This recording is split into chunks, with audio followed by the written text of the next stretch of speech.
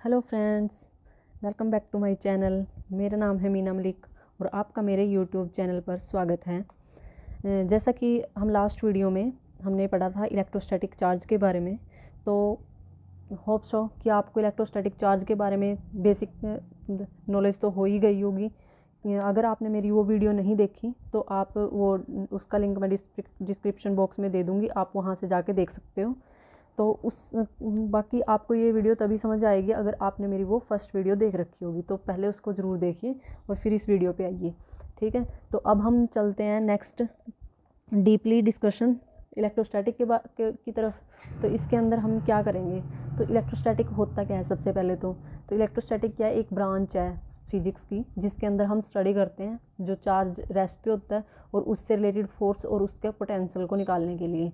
ठीक है, तो ये है मेनली इलेक्ट्रोस्टैटिक जो पार्ट है फिजिक्स का। तो अब इसका एक एग्जांपल, जैसे कि अगर आपको दिखाई दे रहा हो कि एक कैट है और कैट के ऊपर ना वो पीस ऑफ पेपर लगे हुए हैं, ये एक स्टैटिक इलेक्ट्रिसिटी का एग्जांपल है। स्टैटिक इलेक्ट्रिसिटी भी इलेक्ट्रोस्टैटिक ही होता है, जैसे मैंने यहाँ पे लिख भी रखा है कि जो इलेक्ट्रोस्टैटिक है उसके 3 नाम है यहाँ पे, स्टैटिक इलेक्ट्रिसिटी और इलेक्ट्रोस्टैटिक और फ्रिक्शनल इलेक्ट्रिसिटी। ठीक है, तो अब यहाँ पे मैं दिखा रही थी आपको ये जो हमारे पास कैट है, तो इस कैट के ऊपर हम पीस ऑफ पेपर्स चिपके हुए हैं। ये जो चिपके हुए पेपर हैं ये किस वजह से चिपक रखे हैं, तो ये इलेक्ट्रोस्टैटिक फोर्स के वजह से आपस में अट्रैक्ट हुए हैं। तो वो कैसे हुए कि जो कैट थी ये कारपेट पे बैठी हुई थी, जब कैट के फर कारपेट के साथ रब हुए तो इनके ऊपर जो चार्ज आया उस चार्ज की वजह से जैसे ही इसके कनेक्शन में ये पीस ऑफ पेपर आए तो वो इसके साथ अट्रैक्ट होना स्टार्ट हो गए। ठीक है, तो ये भी एक क्या है, इलेक्ट्रोस्टैटिक फोर्स का ही एक एग्जांपल है। तो चलिए बढ़ते हैं हम आगे नेक्स्ट पर। देखते रहिए मेरी पूरी वीडियो को, इसमें आपको मैं ऐसे कंसेप्ट बताऊंगी जो आज तक आपको किसी ने नहीं बताए होंगे। तो चलिए आगे बढ़ते हैं। तो अब हमारे पास है ओरिजिन ऑफ इलेक्ट्रिक चार्ज। तो जो हमारा इलेक्ट्रोस्टैटिक चार्ज है वो भी एक इलेक्ट्रिक चार्ज ही है। ठीक है, क्योंकि उस इलेक्ट्रिक चार्ज भी क्या होता है, उस पर भी पॉजिटिव और नेगेटिव चार्ज होता है। तो अब वो इलेक्ट्रिक चार्ज प्रोड्यूस कैसे होता है, कहाँ से पैदा होता है वो, तो उसका पैदा होने का जो कारण है वो ये है कि हमारे पास एक एटम होता है और एटम के अंदर इलेक्ट्रॉन, प्रोटॉन और न्यूट्रॉन होते हैं। और हमें पता है एटम के अंदर एक न्यूक्लियस होता है, न्यूक्लियस के अंदर न्यूट्रॉन और प्रोटॉन होते हैं और जो इलेक्ट्रॉन होते हैं वो उसके ऑर्बिट में अराउंड घूमते रहते हैं चारों तरफ। ठीक है, तो अब जो इलेक्ट्रॉन होता है वो लाइट होता है और लाइटली ही बाउंड होता है वो न्यूक्लियस के साथ। तो अगर हम उसको थोड़ी सी भी एनर्जी या फोर्स उसके ऊपर अप्लाई करते हैं तो वो उस फोर्स से, उस एटम से दूर हो जाता है उस फोर्स की हेल्प से। तो जब जो इलेक्ट्रॉन है अगर वो निकल वहाँ से चला जाता है तो जो एटम है उसके ऊपर पॉजिटिव चार्ज क्रिएट हो जाता है और जो इलेक्ट्रॉन गया है वहाँ से वो इलेक्ट्रॉन नेगेटिव चार्ज हो जाता है। जहाँ इलेक्ट्रॉन जाके जिसके साथ जुड़ेगा तो उसके ऊपर नेगेटिव क्रिएट कर देगा। तो ऐसे होता है ओरिजिन। तो अब ये जो ओरिजिन है इलेक्ट्रिक चार्ज का, अगर इसको हमें डिस्क्राइब करना हो, हम एक एग्जैक्ट डेफिनेशन देने की सोचें तो क्या बोलेंगे कि जो हमारा चार्ज है ना वो कैसे प्रोड्यूस हो रहा है, वो प्रोड्यूस हो रहा है इम्बैलेंस ऑफ द चार्जिंग। जैसे मान लो हमने लास्ट वीडियो में सोडियम का एग्जाम्पल लिया था, तो हम सोडियम का ही एग्जाम्पल ले लेते हैं। तो सोडियम का एग्जाम्पल में हमारे पास कितने वो थे, इलेक्ट्रॉन थे, टोटल 11। तो क्योंकि उसका एटॉमिक नंबर 11 था तो उसके अंदर नंबर ऑफ इलेक्ट्रॉन्स भी 11 ही थे। तो उसने जब एक इलेक्ट्रॉन अपना निकाल दिया, वो निकाला कहाँ से, आउटर मोस्ट सेल से, क्योंकि वो और भी ज़्यादा लूजली बाउंड था अंदर वालों के कंपैरिजन में। ठीक है, तो जो वो 1 इलेक्ट्रॉन था वो चला गया, किसके पास गया था, क्लोरीन के पास गया था। तो क्लोरीन के ऊपर तो नेगेटिव आ गया था और जब सोडियम से गया वो तो उसके ऊपर पॉजिटिव आ गया था। तो ऐसे क्या हुआ, पॉजिटिव और नेगेटिव चार्ज का ओरिजिन हो गया। ठीक है, तो इम्बैलेंस का मतलब, जैसे अब सोडियम के पास क्या है, वैसे सोडियम के पास पहले क्या थे, जब सोडियम कोई इलेक्ट्रॉन उसका नहीं गया था तो उस टाइम वो इक्वल थे चार्ज, उसमें पॉजिटिव चार्ज भी उतना ही था और नेगेटिव चार्ज भी उतना ही था। हमें पता है न्यूट्रॉन का तो कोई चार्ज होता नहीं और जो प्रोटॉन होते हैं और जो इलेक्ट्रॉन होते हैं वो इक्वल चार्ज होता है उनका और इक्वल अमाउंट होते हैं स्टार्टिंग में न्यूट्रल एटम के अंदर। तो जब उसके अंदर 11 इलेक्ट्रॉन है तो उसके अंदर 11 ही प्रोटॉन है। जब उसके अंदर से एक इलेक्ट्रॉन चला गया तो इलेक्ट्रॉन कितने हो गए, 10 हो गए, लेकिन वहाँ पे प्रोटॉन तो अभी भी 11 है। तो वो जो 11 प्रोटॉन है उनकी वजह से एक एक्स्ट्रा प्रोटॉन है उसके पास, तो उस एक्स्ट्रा प्रोटॉन की वजह से उसके ऊपर पॉजिटिव चार्ज क्रिएट हो जाता है। और ऐसे ही अगर हम क्लोरीन का एग्जाम्पल लें तो क्लोरीन के पास क्या हुआ, वैसे 17 थे और एक इलेक्ट्रॉन और एक्स्ट्रा आ गया तो उसके पास 18 हो गए, लेकिन प्रोटॉन उसके पास फिर भी 17 ही रहे। तो 17 प्रोटॉन और 18 इलेक्ट्रॉन मिलके क्या करेंगे, जब 18 इलेक्ट्रॉन 17 तो 17 के साथ कंबाइन होकर आप आपस में एक दूसरे का जो इफेक्ट है उसको कैंसिल आउट कर देंगे, लेकिन जो एक है उसका जो नेगेटिव इफेक्ट है वो ऐसे ही रहेगा, तो इसलिए वहाँ पे नेगेटिव चार्ज क्रिएट हो जाएगा। ठीक है, तो ये था इम्बैलेंस ऑफ चार्ज। तो जो कुछ ना कुछ नेट चार्ज बच जाता है उसको बोलते हैं हम ओरिजिन ऑफ चार्ज। ठीक है, तो चलिए बढ़ते हैं नेक्स्ट पॉइंट की तरफ। तो नेक्स्ट पॉइंट है हमारे पास इलेक्ट्रिक चार्ज। अब इलेक्ट्रिक चार्ज होता क्या है, अब ओरिजिन तो हमने पढ़ लिया इलेक्ट्रिक चार्ज का, लेकिन इलेक्ट्रिक चार्ज है क्या, अगर हम डिफ़ाइन करें कि इलेक्ट्रिक चार्ज होता क्या है, तो इलेक्ट्रिक चार्ज को हम ऐसे ले सकते हैं। मान लिया हमने दो बॉडी हैं, दो एटम हैं, उनके पास दो एटम है, ये हमने मान लिया। ठीक है, और इन दोनों एटम के ऊपर मान लो एक के पास पॉजिटिव और एक के पास नेगेटिव चार्ज है। ठीक है, तो अब इनको चार्ज कब कहेंगे, दोनों एटम्स को चार्ज कब कहेंगे, जब ये दोनों एटम आपस में एक दूसरे की वजह से कुछ न कुछ फोर्स फील करेंगे। ठीक है, मीन्स जो अगर हमारे पास मान लिया हमने इसको नाम दे दिया ए, इसको नाम दे दिया बी, ए की वजह से जब बी के ऊपर फोर्स जो एग्जर्ट होगी, जो उसके ऊपर इम्पैक्ट पड़ेगा, ठीक है, तो उसको तो जो ए की वजह से क्या हो रहा है, बी के ऊपर फोर्स लग रही है, और जो बी की वजह से ए के ऊपर फोर्स लग रही है, क्योंकि इम्पैक्ट तो दोनों का एक दूसरे को इम्पैक्ट करेंगे ना। अब फैमिली से ही ले लो, अगर फैमिली मेम्बर है, हम हर एक फैमिली मेम्बर में जितने भी एक फैमिली में जितने भी मेम्बर हैं तो वो आपस में एक दूसरे को इफ़ेक्ट करते हैं, कोई पॉजिटिव वे में तो कोई नेगेटिव वे में। ठीक है, तो इसका मतलब ये नहीं है कि वो इफ़ेक्ट, अगर मान लो ए, जैसे मान लो एक ए पर्सन है एक बी पर्सन है, एक ही फैमिली के मेंबर हैं, अगर ए बी को इफ़ेक्ट कर रहा है तो एस डेफिनेटली बी भी ए को इफ़ेक्ट करेगा, मे बी वो पॉजिटिव वे में करे या फिर नेगेटिव वे में करे। ठीक है, तो ऐसे ही यहाँ पे हमारा जो इलेक्ट्रिक चार्ज होता है वो है कि कोई भी एक ऑब्जेक्ट है, उस ऑब्जेक्ट को कब कहेंगे कि उसके ऊपर चार्ज है, जब वो इलेक्ट्रिकल फोर्स फील करे, एक दूसरे का इफ़ेक्ट फील करे, और उसी इफ़ेक्ट को हम इलेक्ट्रिकल फोर्स कहेंगे।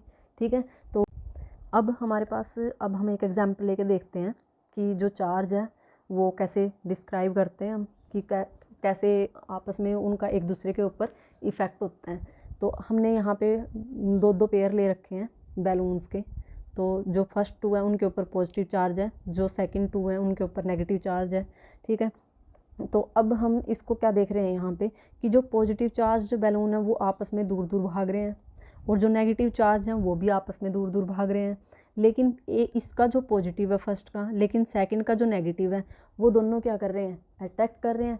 तो ये क्या चीज़ है, ये है इनका इफ़ेक्ट एक दूसरे के ऊपर, कि दो जो सेम नेचर के हैं वो रिपेल कर रहे हैं एक दूसरे को, लेकिन जिनका डिफरेंट है चार्ज वो अट्रैक्ट कर रहे हैं। अब इसको हम कंपेयर कर सकते हैं फैमिली मेम्बर से भी, या फिर एक हस्बैंड और एक वाइफ का ही एग्जांपल ले लो।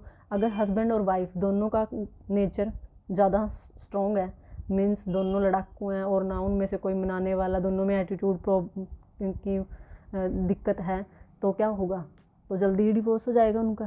क्यों, क्योंकि ना तो हस्बैंड मनाने वाला है ना वाइफ, तो दोनों अपने अपने एटीट्यूड में रहेंगे।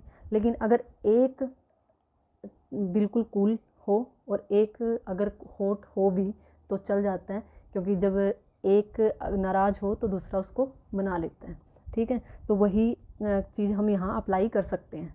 ठीक है, तो होप सो कि आपको मेरा ये एग्जांपल अच्छे से समझ में आया हो। अगर आपको कोई प्रॉब्लम हो तो आप कमेंट बॉक्स में कमेंट करके ज़रूर बता सकते हो, मैं कोशिश करूँगी कि आपके आंसर का रिप्लाई ज़रूर करूँ क्वेश्चन का। ठीक है, जल्दी से जल्दी। तो अब यहाँ पे इसमें हमने पढ़ लिया कि क्या होता है, जो सेम चार्ज होते हैं वो रिपेल करते हैं एक दूसरे को, और जो डिफरेंट चार्ज होते हैं वो अट्रैक्ट करते हैं। ठीक है, तो अब हमारे पास है इलेक्ट्रिक फोर्स। इलेक्ट्रिक फोर्स, अब ये तो हमने डिस्कस कर लिया कि अट्रैक्ट कब करते हैं और रिपेल कब करते हैं। ठीक है, तो अब देखो जो हमने ये 3-4 टॉपिक पढ़े हैं, तो तीनों चारों टॉपिक आपस में एक दूसरे से इंटरकनेक्ट हैं। कैसे, फर्स्ट ऑफ ऑल हमने इलेक्ट्रोस्टैटिक पढ़ा, इलेक्ट्रोस्टैटिक में तो सब कुछ ही था, इलेक्ट्रोस्टैटिक उसका एक बड़ा पार्ट था। पूरी की पूरी मीन्स ये मान लो कि एक बुक है, ठीक है, और उसके अंदर जो electric force, electric charge, origin of electric, ये उसके पेजेस हैं 1 बाय 1, ठीक है। तो अब यहाँ पे हमने क्या पढ़ा, पहले इलेक्ट्रोस्टैटिक पढ़ लिया कि उसके अंदर हम जो रेस्ट पे चार्ज होता है उसको डिस्कस करते हैं, जो फोर्स लगी होती है उसको डिस्कस करते हैं उनके बीच, और जो चार्ज की वजह से पोटेंशियल होती है उसको डिस्कस करते हैं, ठीक है। फिर हमने ओरिजिन ऑफ इलेक्ट्रिक चार्ज भी कर लिया। इलेक्ट्रिक चार्ज का ओरिजिन हमने पढ़ लिया कि कैसे प्रोड्यूस होता है, जब इम्बैलेंस हो जाता है कोई भी एटम, मीन्स उसमें प्रोटॉन और इलेक्ट्रॉन्स की जो अमाउंट है कम ज़्यादा हो जाए तो वो चार्ज हो जाता है। तो ऐसे हमारा ओरिजिन हो गया था चार्ज का। फिर उसके बाद आया था हमारा इलेक्ट्रिक चार्ज। तो इलेक्ट्रिक चार्ज था क्या कि जब क्या कोई एक बॉडी है उसको कब बोलेंगे कि वो चार्ज है, जब उसके ऊपर इलेक्ट्रिकल चार्ज है, कि जब क्या करे वो दूसरे को प्रभावित करने लग जाए, इफ़ेक्ट करने लग जाए, या फिर वो दूसरों से इफ़ेक्ट होने लग जाए, ठीक है। तो सिमिलरली अब वो जो इफ़ेक्ट था, मीन्स जो फोर्स थी, वो फोर्स ही तो हमारी इलेक्ट्रिकल फोर्स है। तो इसके अंदर क्या है, जब हमने अभी एग्जाम्पल देखा कि हमारे पास एक तो क्या था, बैलून्स का पेयर था पॉजिटिव का, एक बैलून का पेयर था नेगेटिव का, ठीक है। तो उसके अंदर क्या था, जो पॉजिटिव था आपस में रिपेल कर रहे थे, और जो नेगेटिव था वो भी रिपेल कर रहे थे, लेकिन पॉजिटिव और नेगेटिव अट्रैक्ट कर रहे थे। तो इनको अट्रैक्ट कर रहे कितनी स्ट्रेंथ से। अब अगर एक हस्बैंड है, एक वाइफ उसकी वाइफ से प्यार करता है तो उसकी भी तो एक लिमिट होती है ना कि वो कितना प्यार करता है उसको। तो यहाँ पे भी क्या है, जो इलेक्ट्रिकल फोर्स है ना वो कितनी लगी हुई है। अब फोर्स तो पता लग गया कि इनके बीच में अट्रैक्शन और रिपल्सन ही फोर्स है, ठीक है, लेकिन कितनी, कि अगर पॉजिटिव को रिपेल करता है तो कितनी ज़ोर से रिपेल करता है, और अगर पॉजिटिव नेगेटिव को अट्रैक्ट करता है तो कितने ज़ोर से अट्रैक्ट करता है। तो वो यहाँ पे अब दे रखा है यहाँ पे कि अगर हमारे पास इलेक्ट्रॉन है वो दूसरे इलेक्ट्रॉन को कितनी फोर्स से रिपेल करता है, अगर वो 1 सेंटीमीटर डिस्टेंस पे रखे हुए हैं, ठीक है, तो वो 2.3 × 10⁻⁻24 न्यूटन फोर्स से रिपेल करता है, ठीक है। ऐसे ही प्रोटॉन सेम, जब रिपेल करेगा तो सेम अमाउंट से रिपेल करेगा, और ऐसे ही जब वो अट्रैक्ट करेंगे तो सेम फोर्स से अट्रैक्ट करेंगे, ठीक है। क्यों? क्योंकि दोनों इक्वली चार्ज है। अगर चार्ज कम ज़्यादा होता तो वो उनकी इलेक्ट्रिकल फोर्स कम ज़्यादा हो सकती थी, लेकिन अब क्या है, इक्वली चार्ज है तो वहाँ पे क्या होएगा, सेम फोर्स लगेगी दोनों के ऊपर, ठीक है। तो अब आगे हमारे पास है न्यूट्रॉन। अब हमें पता है एटम के अंदर जो तीसरा एलिमेंट भी होता है, थर्ड एलिमेंट, तो जो थर्ड एलिमेंट होता है वो न्यूट्रॉन होता है, एलिमेंट्री पार्टिकल, ठीक है। तो उस जो न्यूट्रॉन है उसके ऊपर तो कोई चार्ज है नहीं, तो न्यूट्रॉन को क्या करेगा, रिपेल करेगा या अट्रैक्ट करेगा? न्यूट्रॉन को अट्रैक्ट करेगा। वो भी किस वजह से? क्योंकि वहाँ पे चार्ज वाली फोर्स नहीं लगेगी, रिपेल और अट्रैक्शन नहीं होगी, वहाँ पे क्या करेगी, जो ग्रेविटेशनल फोर्स होती है वो अप्लाई होएगी। अब आपको ग्रेविटेशनल फोर्स तो पता ही होगा कि ग्रेविटेशनल फोर्स सबसे वीकेस्ट फोर्स होती है, ठीक है, और सबसे ज़्यादा लॉन्ग रेंज ऑर्डर होती है, मीन्स कि एक एलिमेंट यहाँ रख दिया हमने जापान में, एक रख दिया इंडिया में, तो वो आपस में एक दूसरे को अट्रैक्ट कर रहे हैं। मे भी उनके बीच की डिस्टेंस चाहे कितनी भी हो, लेकिन अट्रैक्शन होती है। अब जैसे क्या है, जो हमारा सन है और जो हमारी अर्थ है, तो उन दोनों के बीच में भी एक फोर्स है काफ़ी दूर वो एक दूसरे से, लेकिन उनके बीच में एक फोर्स है, वो फोर्स ही ग्रेविटेशनल फोर्स है, जो लॉन्ग रेंज ऑर्डर के एटम्स में लगती है, मीन्स जो काफ़ी दूर रखे होते हैं उनमें लगती हैं, ठीक है। तो अब एक पॉइंट हो रहा है इसके अंदर, वो पॉइंट क्या है कि जो इलेक्ट्रिकल चार्ज है वो क्या है, एक एडिशनल प्रॉपर्टी है इलेक्ट्रॉन की और प्रोटॉन की, जो इलेक्ट्रिकल फोर्स को, जिसकी वजह से इलेक्ट्रिकल फोर्स पैदा होती है, ठीक है। समझ में आई मेरी बात कि मैं क्या कह रही हूँ, कि जो इलेक्ट्रिक चार्ज है ना वो एक एडिशनल प्रॉपर्टी है उस इलेक्ट्रॉन की। क्यों? क्योंकि उसी की वजह से ही तो फोर्स प्रोड्यूस हो रही है, इलेक्ट्रॉन्स के बीच में, प्रोटॉन्स के बीच में, प्रोटॉन के बीच में, ठीक है। तो समझ में आया कि अगर कोई पूछे कि इलेक्ट्रिक चार्ज क्या है, तो इलेक्ट्रिक चार्ज एक एडिशनल प्रॉपर्टी है, और जब कोई एटम इम्बैलेंस हो जाता है तब वो जो एटम है वो चार्ज होता है, उसके ऊपर कुछ ना कुछ इलेक्ट्रिकल चार्ज होता है, ठीक है। तो चलिए अब हम नेक्स्ट देख लेते हैं हमारे पास क्या है। तो अब हमारे पास ये इलेक्ट्रिकल फोर्स है, अभी इलेक्ट्रिकल फोर्स ही पढ़ी ना हमने, तो यहाँ पे देखो, यहाँ पे दो चार्ज हैं हमारे पास, Q1 और Q2। अगर Q1 और Q2, Q1 पे हमने मान लिया यहाँ पे हमारा क्या है, नेगेटिव, Q1 पे पॉजिटिव चार्ज है और Q2 पे नेगेटिव चार्ज है, तो अब दोनों का जो चार्ज है अपोजिट है, तो ये दोनों आपस में दूसरे को क्या करेंगे, अट्रैक्ट करेंगे। और अगर हम क्या करें, एक दोनों पॉजिटिव चार्ज ले लें, Q1 भी पॉजिटिव और Q2 भी पॉजिटिव, तो एक दूसरे को क्या करेंगे, रिपेल करेंगे। ठीक है, और रिपेल भी कितनी फोर्स से करेंगे, 2.3 इंटू 10⁻⁻24 न्यूटन से, और अट्रैक्ट भी इसी फोर्स से करेंगे। ठीक है, अब है हमारे पास जो चार्ज है वो तो हमें पता लग गया कि 2 काइंड ऑफ चार्ज है हमारे पास, पॉजिटिव और नेगेटिव। अब हमने ना लास्ट वीडियो में कुछ एग्जांपल डिस्कस किए थे। वो एग्जांपल क्या थे कि हमने इलेक्ट्रोस्टैटिक अपनी प्रैक्टिकल लाइफ में कहाँ कहाँ देखने को मिलता है।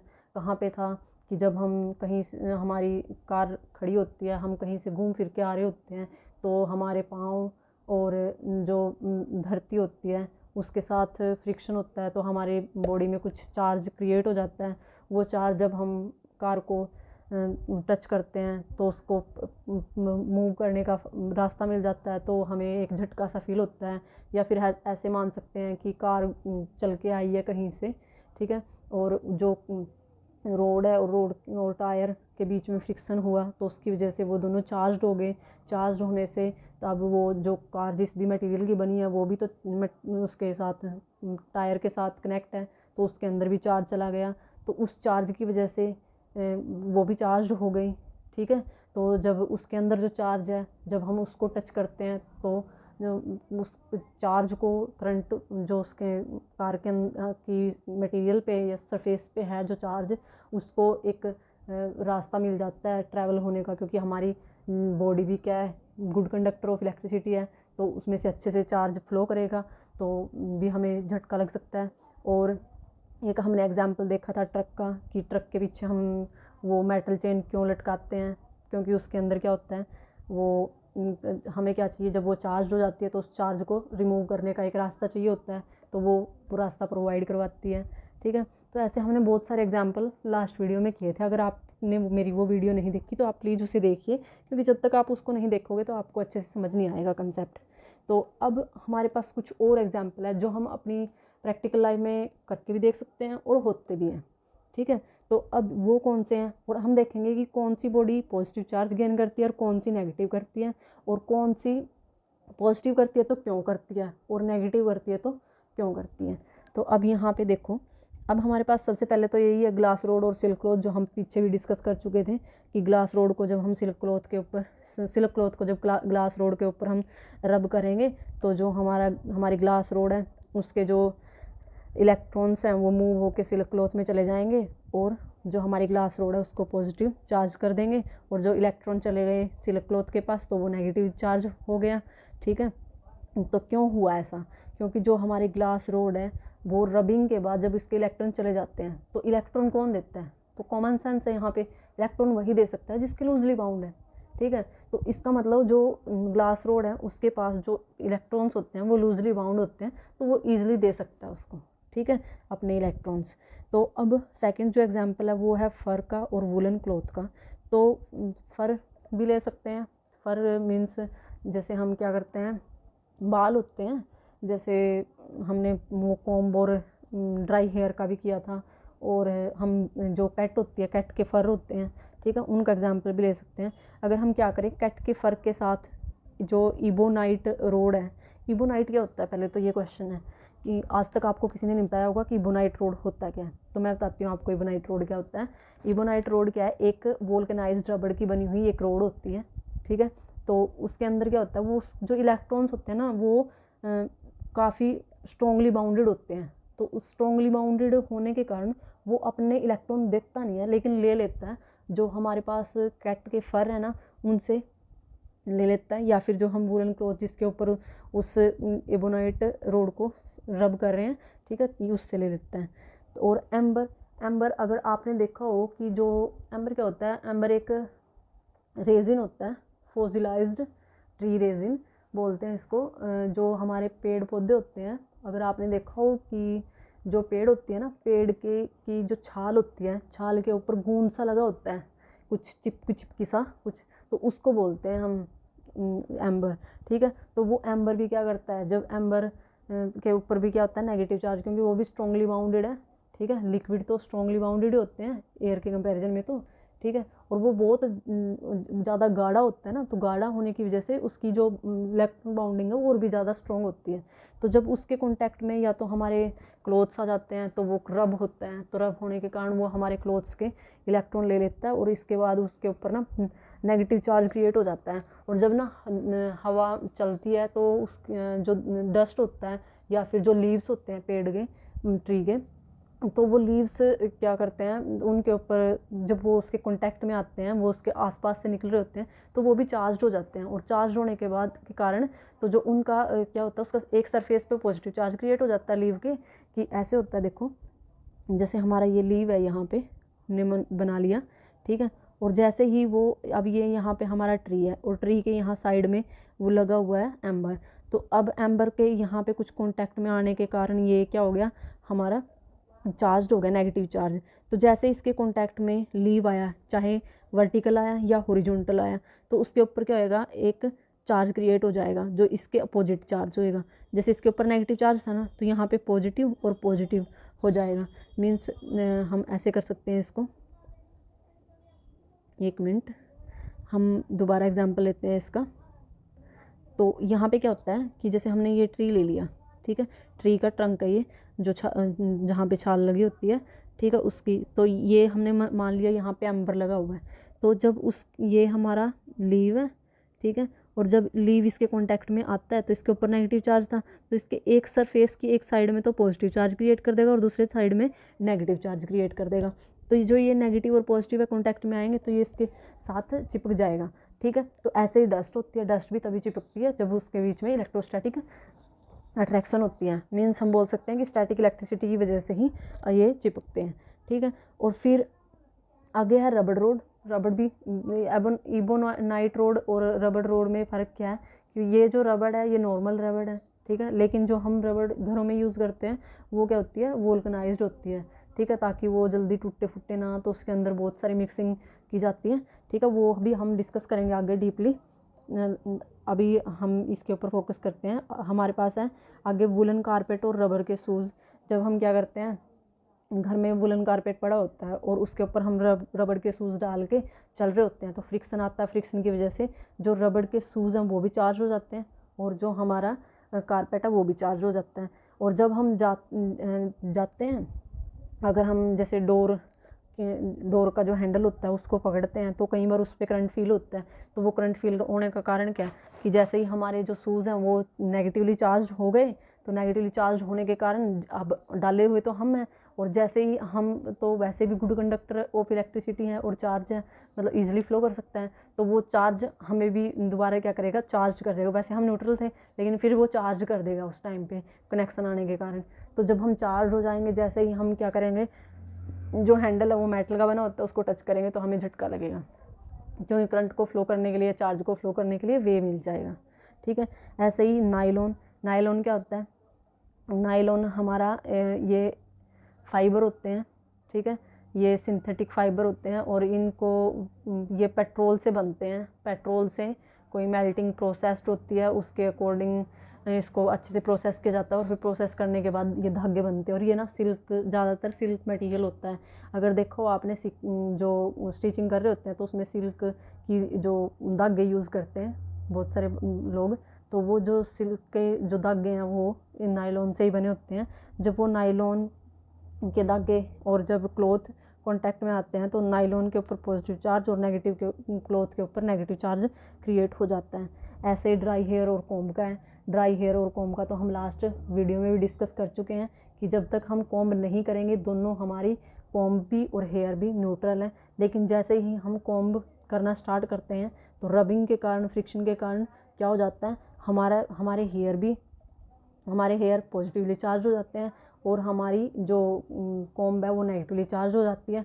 अगर हम उसको हमें पता लगाना है कि वो नेगेटिवली चार्ज हो चुकी है या नहीं, तो हम क्या करेंगे, पीस ऑफ पेपर ले लेंगे और उसके छोटे छोटे टुकड़े करके नीचे डाल देंगे। उसके ऊपर को कंघी जब हम ऐसे हिलाएंगे तो वो क्या होएगा, वो जो पेपर था वो भी क्या होएगा, चार्ज हो जाएगा। उसका पॉजिटिव चार्ज एक साइड में इकट्ठा हो जाएगा और नेगेटिव चार्ज एक साइड में इकट्ठा हो जाएगा और वो भी क्या करेगा, जब पॉजिटिव चार्ज है ना जो वो कॉम्ब की साइड में जाएगा तो पॉजिटिव और नेगेटिव एक दूसरे को अट्रैक्ट करेंगे, और तो जो वो पेपर पीस ऑफ पेपर हैं वो क्या होंगे, हमारी जो कॉम्ब है उसके ऊपर चिपक जाएंगे। तो ये हम प्रैक्टिकली भी करके देख सकते हैं। अब इससे आगे हमारे पास, तो ये आज के लिए इतना ही था। मिलते हैं नेक्स्ट वीडियो में, तब तक हंसते रहिए, मुस्कुराते रहिए। और अगर आप मेरे चैनल पर नए हैं तो प्लीज़ मेरे चैनल को सब्सक्राइब करें और बेल आइकन पर भी क्लिक करना बिल्कुल मत भूलें, जिससे आपको मेरी हर वीडियो की नोटिफिकेशन मिलती रहेगी। और नेक्स्ट वीडियो भी मैं इसी से रिलेटेड कंसेप्ट पे डालने वाली हूँ, जिसके अंदर हम डिस्कस करेंगे कंडक्टर, इंसुलेटर और डाइलेक्ट्रिक्स और सेमीकंडक्टर के बारे में। तो मेरे साथ जुड़े रहिए, और आपको साथ में ही बताऊंगी कि ओरिजिन चार्जिंग बाय इंडक्शन। अब अभी तक तो हमने बाय फ्रिक्शन देखा है, बाय रबिंग देखा है, लेकिन अब आगे हम डिस्कस करेंगे बाय इंडक्शन, ठीक है। और कुछ फ्रेंड्स के कमेंट आपकी तरफ से बहुत प्यार मिल रहा है, उसके लिए बहुत बहुत शुक्रिया। और कुछ फ्रेंड्स के मैसेज आए हुए हैं कि वीडियो बनाइए सेमीकंडक्टर सुपर कंडक्टर पे, तो मैं कोशिश करती हूँ कि आपके लिए वो भी टाइम पे प्रोवाइड करवाऊँ। तो जल्द से जल्द मैं इन टॉपिक्स के ऊपर भी वीडियो डालूँगी ज़रूर। तब तक के लिए बाय।